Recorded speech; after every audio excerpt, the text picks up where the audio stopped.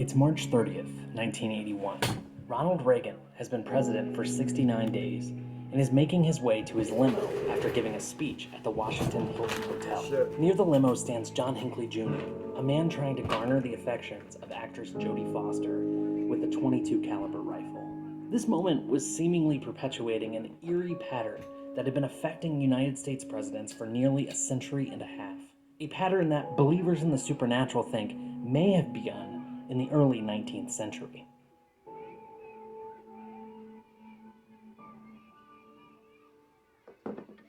In 1811, the American Indian chief Tecumseh assembled a group of warriors in opposition to the Fort Wayne Treaty, an agreement between the United States and 6 different tribes that saw 3 million acres of land transferred from the tribes to the Americans. This treaty was brokered by William Henry Harrison. When Tecumseh and his half-brother, Tenskwatawa, known as the Prophet, resisted the treaty, it was William Henry Harrison who assembled his own force, 1,000 soldiers, hoping to intimidate Tecumseh's Shawnee into making peace. That's not what happened. Tecumseh launched a surprise attack on Prophetstown, next to the Wabash and Tippecanoe rivers. The battle would be remembered as the Battle of Tippecanoe, and after leading a successful defense, William Henry Harrison would become a national figure and would be nicknamed Old Tippecanoe. Tecumseh and Harrison would meet again in the Battle of the Thames. This time, Tecumseh would lose his life on the battlefield. Legend has it that the prophet Tenskwatawa decided to seek a supernatural revenge on Harrison. He said, "Harrison will die, I tell you, and after him, every great chief chosen every 20 years thereafter will die." Harrison was elected president in 1840. His inauguration day, March 4th, 1841, was a dreadfully cold and wet day in the nation's capital. Despite that, the 68-year-old Harrison decided he needed to show his virility and rode in on horseback, foregoing the traditional carriage. He then delivered what still stands today as the longest inaugural address, orating 8,445 words over the span of 2 cold, wet hours. His show of virility would be his downfall. He immediately began to feel ill, and 22 days after being sworn in, developed a terrible fever. 9 days after that, he succumbed to pneumonia. And just like that, a month after being sworn in, William Henry Harrison became the first president to die while in office. Tensions were high in the United States, but an election had to happen nonetheless. The North coalesced behind Abraham Lincoln, and he was able to beat a crowded field in the Electoral College, making him the 16th president. On March 4th, 1865, with the Civil War that had raged throughout his first term winding down, Lincoln was inaugurated for the second time. A little more than a month later, on April 14th, 1865, Abe sat down to take in the play Our American Cousin at Ford's Theater. John Wilkes Booth entered Lincoln's balcony, and when the audience erupted in laughter and applause, shot Lincoln in the back of the head. He died later that day.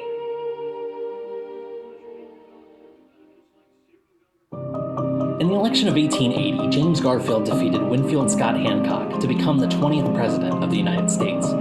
4 months after being inaugurated, President Garfield was at the Baltimore and Potomac Railroad Station in Washington, D.C., on his way to attend his 26th college reunion. A gunman shot Garfield twice.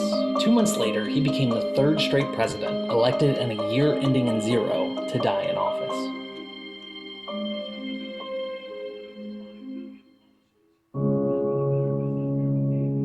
The first election of the 20th century was a rematch of the last election of the 19th, but the winning ticket was slightly different.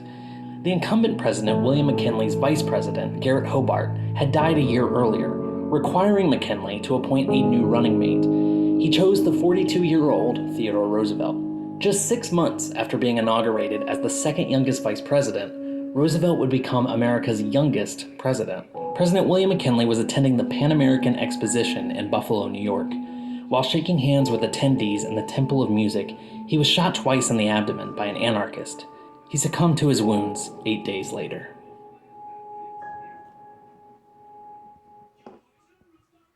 (1920) was the first presidential election in which women had the right to vote in all 48 states. Warren Harding won with a popular vote margin of 26.2%, which remains the biggest margin in American history. 2 years into his first term, on August 2nd, 1923, Harding was recovering from pneumonia. His wife Florence was reading him an article from the Saturday Evening Post when Harding suddenly convulsed and died of a major heart attack. 5 straight presidents elected in a year ending in 0 had died in office.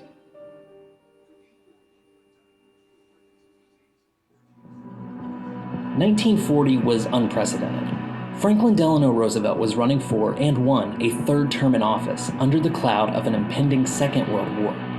Roosevelt saw out the entire term and ran for and won a 4th term in 1944.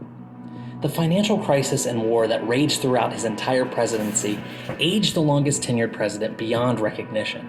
When he returned from the Yalta Conference in 1945, many were shocked at how old, thin, and frail FDR appeared. On April 12, 1945, Roosevelt slumped forward in his chair, unconscious, and died of a massive intracerebral hemorrhage at the age of 63.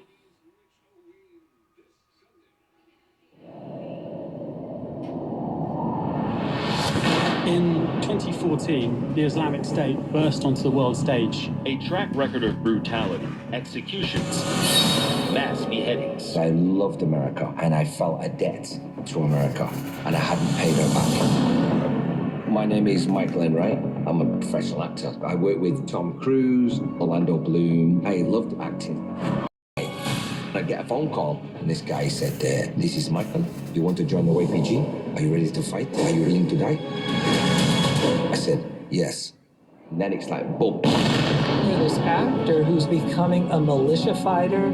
1960 was the closest since 1916, and saw John F. Kennedy become the youngest president ever elected, despite winning 4 fewer states than his opponent, Richard Nixon.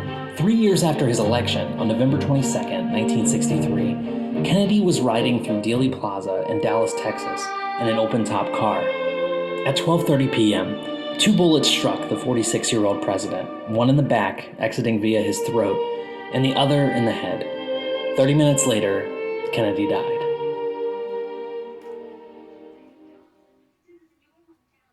"1840, 1860, 1880, 1900, 1920, 1940, 1960. At this point, it seemed that whoever was elected in 1980 was doomed by the curse of Tippecanoe. The incumbent, Jimmy Carter, damaged by escalating tensions with Iran and a sluggish economy, was absolutely destroyed at the ballot box, only winning 6 states, ushering in Ronald Reagan as president. Reagan had been in office for 2 months. He had just given a speech at the Washington Hilton Hotel and was returning to his limousine. Suddenly, shots rang out, and Reagan was struck in the chest. He was rushed to George Washington University Hospital, nearing death from his internal injuries. The curse seemed to be taking hold again.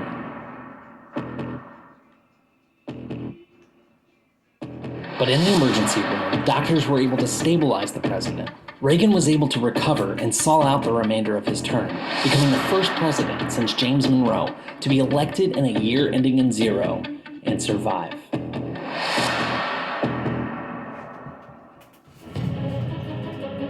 The 2000 election was a mess. Despite losing the popular vote by roughly 500,000, George W. Bush was determined to have won the tipping point state of Florida by a mere 537 votes and was declared president-elect. In 2004, Bush was re-elected as president. In 2005, he was giving a speech in the Freedom Square in Tbilisi, Georgia. When he began speaking, a Soviet-made RGD-5 hand grenade, wrapped in a red tartan handkerchief, was thrown toward the podium.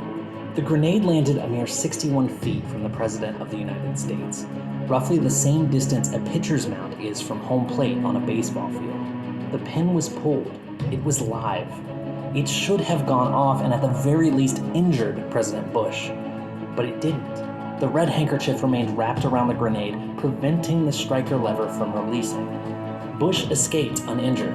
A legitimate attempt had been made on his life, but he was able to see out his term. Maybe this is all coincidental. The reality is that presidents have their lives threatened far too often, so it makes sense that occasionally assassinations happen. Presidents also skew older and have one of the most stressful jobs imaginable, so it's not really surprising that they sometimes succumb to poor health. But consider this for a second. 8 presidents have died in office. Of those 8, 7 were elected in a year that ends in 0. The only exception is Zachary Taylor, who was elected in 1848, but President Taylor died in 1850. Maybe Ronald Reagan broke the curse. Maybe modern medicine broke the curse. Maybe curses aren't real, and this is all coincidental.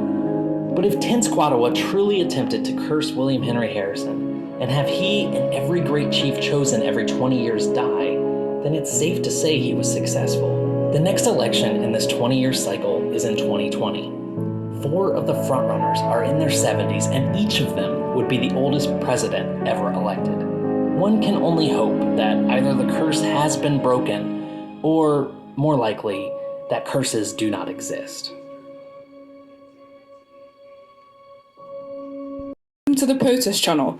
Today I'm going to be discussing an interesting theory concerning the presidents who unfortunately passed away during their time in office. Known as the Curse of Tippecanoe, or Tecumseh's Curse, it gets its name from the Battle of Tippecanoe in 1811. During this period, referred to as Tecumseh's War, Native Americans in the United States Army fought with each other as the Native American tribes were angered about being forced to give up their land due to westward expansion. The governor of Indiana at the time of the Battle of Tippecanoe was the future president of the United States, William Henry Harrison. The story goes that Harrison used underhand methods when negotiating the Treaty of Fort Wayne in 1809 with the Native Americans. The treaty forced them to give up large parts of land to the government. This treaty angered the leader of the Shawnee, Tecumseh, and he resisted westward expansion with the help of a group of tribes. In 1811, led by Tecumseh's brother, they attacked Harrison's army in the Battle of Tippecanoe. Ultimately, the tribes were defeated by the army. Legend has it that, following defeat, Tecumseh's brother, Tenskwatawa, known as the Prophet, set a curse against Harrison and future presidents elected in years with the same end number as Harrison. In 1840, Harrison was elected president, but just 31 days later, on April 4th, 1841, he died as a result of pneumonia. For the next 120 years, subsequent presidents elected at 20-year intervals all died in office. 20 years after Harrison's death, in 1860, Abraham Lincoln was elected president. However, just as he began his second term in office, he was shot in the head while watching a show in Ford's Theatre in Washington, D.C. on April 14th, 1865, dying the next day. In 1880, James A. Garfield was elected to office. A few months after his inauguration, on July 2nd, 1881, he was shot in a train station in Washington, D.C. 11 weeks later, on September 19th, he died in New Jersey. In 1900, William McKinley was elected for his second term as president. On September 5th, 1901, he was shot at the Pan American Exposition in Buffalo, New York. He died 8 days later, on September 14th, of gangrene caused by the wounds he sustained during the shooting. 1920 saw the election of Warren G. Harding. 2 years into his first term, he undertook a voyage of understanding across the western United States and up into the Alaska Territory. During this trip, he fell ill and eventually passed away due to a heart attack at a hotel in San Francisco on August 2nd, 1923. In 1940, the incumbent president, Franklin D. Roosevelt, was elected for a record third term. He would go on to serve this term fully, but shortly after being inaugurated for his fourth term, he died of a cerebral hemorrhage on April 12, 1945. The final president to die in office after being elected during the 20th year, and also the most recent to die in office period, was John F. Kennedy, who was elected in 1960. After serving for a mere 2 years, 10 months, and 2 days, from January 1961 onwards, he was shot dead in Dallas, Texas on November 22nd, 1963. By 1980, the curse was infamous and almost claimed another victim when Ronald Reagan was shot during an assassination attempt a mere 69 days into his administration. Fortunately, he did not die and seemingly broke the curse, as George W. Bush survived his terms after being elected in 2000. He left office in 2009. However, Bush did survive assassination attempts on 2 occasions. Firstly in 2005 when a grenade thrown at him failed to explode, and subsequently in 2008 when a journalist threw his shoes at Bush during a press conference in Iraq. The Curse of Tippecanoe is certainly an interesting story, though fortunately it appears to have ended with the past 2 presidents elected on the 20th year surviving their terms. Regardless of their political affiliation, it is always a tragedy when a president dies in office. The what could have beens are endless. Let's keep our eyes on 2020 and hope that the curse really is over. So what do you think of the Curse of Tippecanoe? Let me know in the comment section below. Thank you for watching. Hopefully you enjoyed the video. Please remember to like and subscribe if you did. I've been Georgia from the POTUS channel. Until next time, take care.